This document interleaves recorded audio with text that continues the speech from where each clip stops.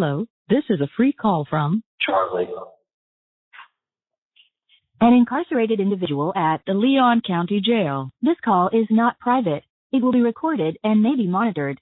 If you believe this should be a private call, please hang up and follow facility instructions to register this number as a private number. To accept this free call, press 1. To refuse this free call, press 2. Thank you for using Securus.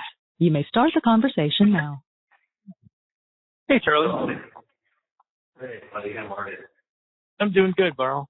How about you? Hanging in there? Yeah, hanging in there. Yeah. So, I got, by the way, the calls are not being live. I'm sorry, say again? The calls are recorded, but not just recorded, they're like live listened to. Ah, gotcha. So, yeah, I guess it's on the news. Yeah, Amy told me. Yes, sir. And, not to see it for a while. Say again? Yeah, I don't see it for a while. Yeah. So what's your lawyer's next move, man? Retrial or something? I have no idea. Oh, okay. I think they're looking into a few things, but I guess they get found guilty of my charges. They moved me to the suicide cell. Oh. So, luckily, I still have my clothes on there. Oh, that's good. Yeah. Otherwise, he could have put me up there naked. I'm like, look, I'm not suicidal. They're like, well, it's just a precautionary measure when people get found guilty of your charges. They put them in suicide cell. So it's Okay. like a fucking Indian prison, like doors, and white green walls. And there's like blood all over the wall, shit on the wall, and shit on the ceiling. And the doors are pissed off. Like walking in your shoes and sticking to the floor. Ugh. And the door has like a fucking two-way mirror. So like it's got a safety glass on the top and a safety glass on the bottom. And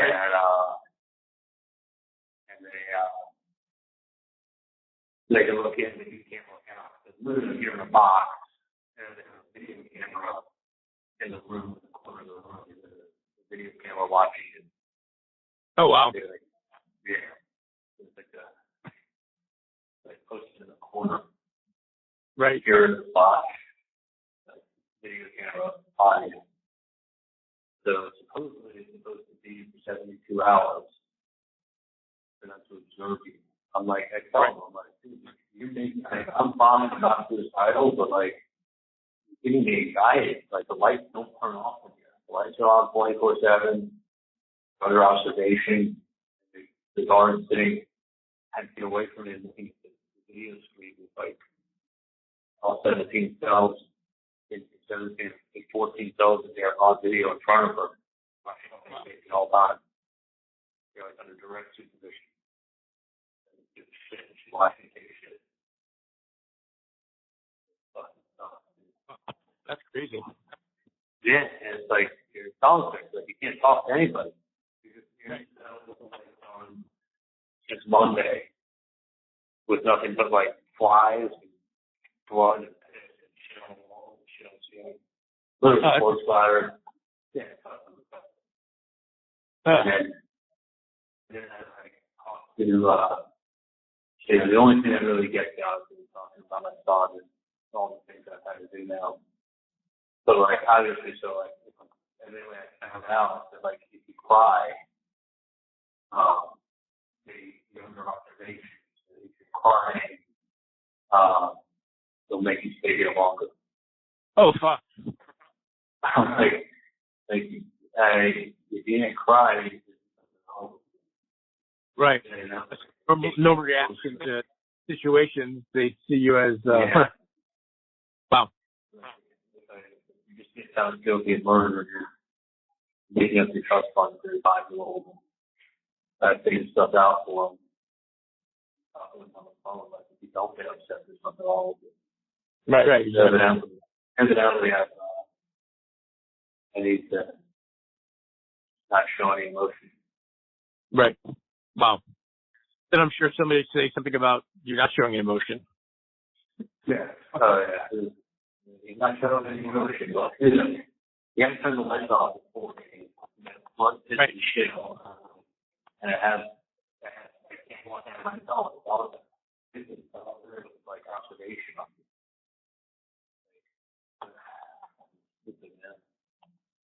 That's crazy. I know why they do it. They don't want people to be found guilty, be charged, and they can kill themselves. But shooting prove my innocence. Right. Dude, it's fucking amazing. I honestly, I haven't done it for a year and a half. I have to think Tallahassee is a great town. Like, I would have actually, I can't keep myself with it. It's like a small town, college town, and entertainment out there, and there's a bunch of shit going on. Like, actually, it looks like a really nice place, to be honest with you. But what I can also tell you is what I found out is that this is the biggest trial they've had up here at Bundy. Oh, wow. This is the biggest, this is the biggest case that's been here since Ted Bundy. So, why the fuck was my case, why the fuck was it not? Why the fuck was there not a change of venue? Right. And I found out that they've asked for a change of venue multiple times and it was denied. This is the thing. This was the biggest case that Tallahassee has had since Ted Bundy. Like, wow.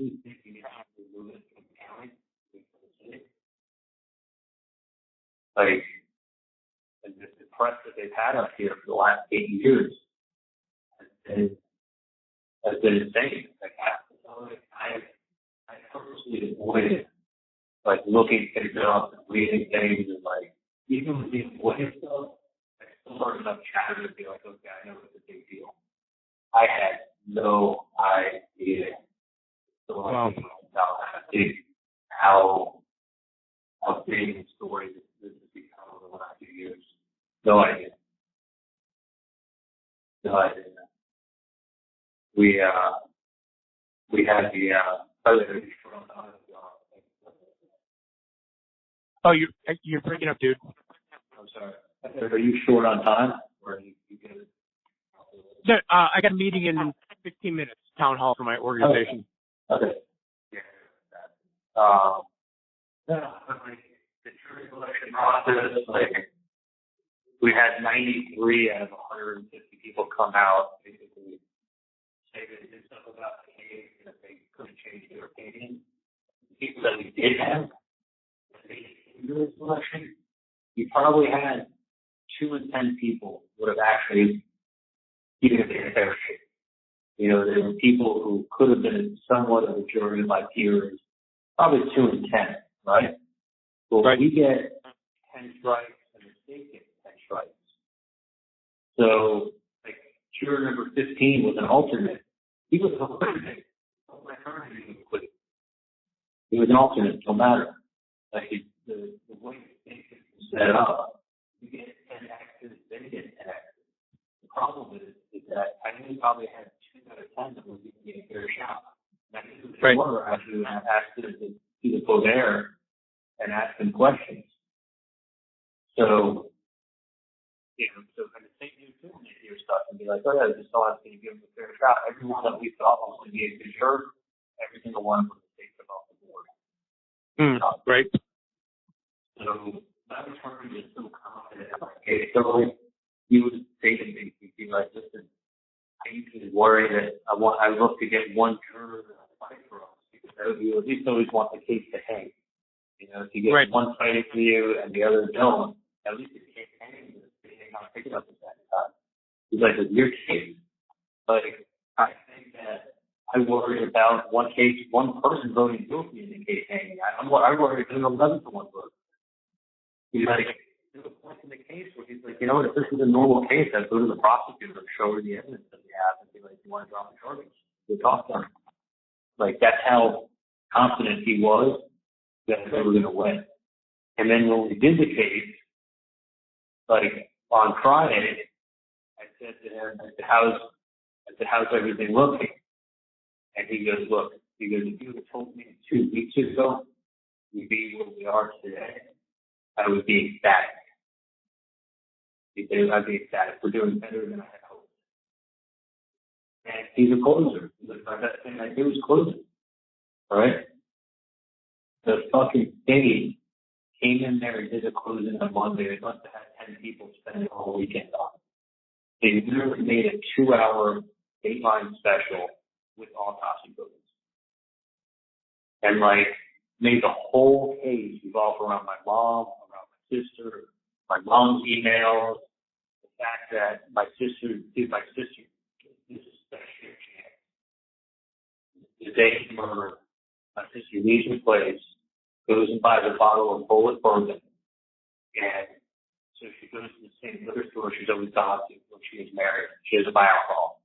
So she goes, and she only knows how to go there by driving the route of her own house. So she leaves her place 17 minutes away, drives towards her old neighborhood, and goes to turn around the street. Well, I was just outside the religious go an hour early. It's all cordoned off. It's like, today she had a tree that fallen in the street. There's tons of trees up here, and that's why it was just blocked off. She made a U-turn and she went another way. Well, Georgia Appleman stands up and she's like, Wendi couldn't even help herself. She had to go to the crime scene. She had to check it out. Like, Wendi left at, she got there exactly an hour after it happened. Like, and, you can't deny my sister showed up at the crime scene, but it's insane. She went to the same liquor store she goes to when she was married. Right. If she passed, there would have been 4 other liquor stores that were closer to her house before she got there. And then even when she's going from her house to that liquor store, there's a more direct route. But the only way my sister's horrible with direction. The only way she knows to go is the way she used to go from that neighborhood. So she went to go drive down in front of her own house and then take that path. It's a logical explanation. It's just one of those things you go, what are the fucking chances? Right. How many times, she was going to her house to pick something up. She went to drive in front of the house to get her bearings to go to the liquor store.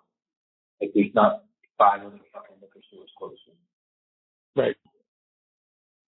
So it happened and stands up and she's like, in the closing, she's like, Wendi couldn't even help herself. And what was she doing 48 hours later? She was eating Tallahassee. My sister wrote a book, and there was a line in the book where she's like, she named my sister was an immigration lawyer. The lady in the book was an immigration lawyer. My sister's husband was a professor. My sister made her husband in the book a professor. They both had 2 kids. The girl in the book had 2 kids. And then so my sister named the town they lived Hakawasi. Kind of sounds just like Tallahassee. And my sister in the book said it was a little stop in the middle of nowhere on the way to civilization. The Appleman's she's basically foreshadowing that she was stuck here in Tallahassee, and then she left the civilization 2 days after Danny's murder, never to come back again.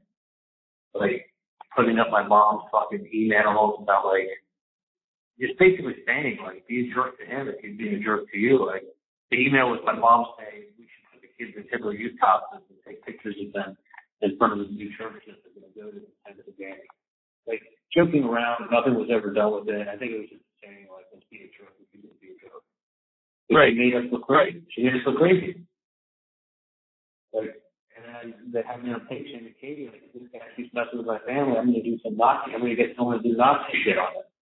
Just basically go crazy on him. I wasn't talking about killing the guy. Right. She's like, he's talking about this, you're Jewish, but they keep talking about the Nazi shit, and they're going to do killing, and they want to dress the kids up in Hitler youth costumes, and and then she kept putting up photos of the autopsy, close-up headshots of the autopsy, fresh photos, and would leave them up on the screen, and it was 8-foot by 12-foot screen, and we just need a photo up and talk for 5 minutes. And then there's more stuff, and then she put the same photo up again. Like, horrible fucking thing to, like, watch and look. And, like, she would leave the photo, tell you the headshot photo of an autopsy. Right after they, like, when he died, like, you could see all the distortion, all the changes. And then she took a picture of what he looked like before, and this is what he had. Dude, she did that twice and left the photo up for a good 5 minutes each time. Right. And then she made the whole case not about what happened, but about, like, making my mom look crazy, making my sister look like some bitch who thought she was so much better than the people in Tallahassee. And I showed up on the crime scene because she couldn't help herself. And then Kappelman goes, and even Charlie's best friend, Ryan Fitzpatrick, said you could get away with murder if you keep your mouth shut. I'm like, in 2014, you got my text messages. I think I had 1 or 2 texts from Ryan in all of 2014. Right. How was he my best friend back then? Exactly. She can say, so in closing, bottom line is this, in closing, they can say whatever the fuck they want to get the jury instructions that whatever the lawyers say, don't take it as fact. Rely on what you heard during testimony as per your memory as to what's right on the case. This is just the lawyers summarizing stuff. But she fucking started saying all these wrong things. I mean, literally lying.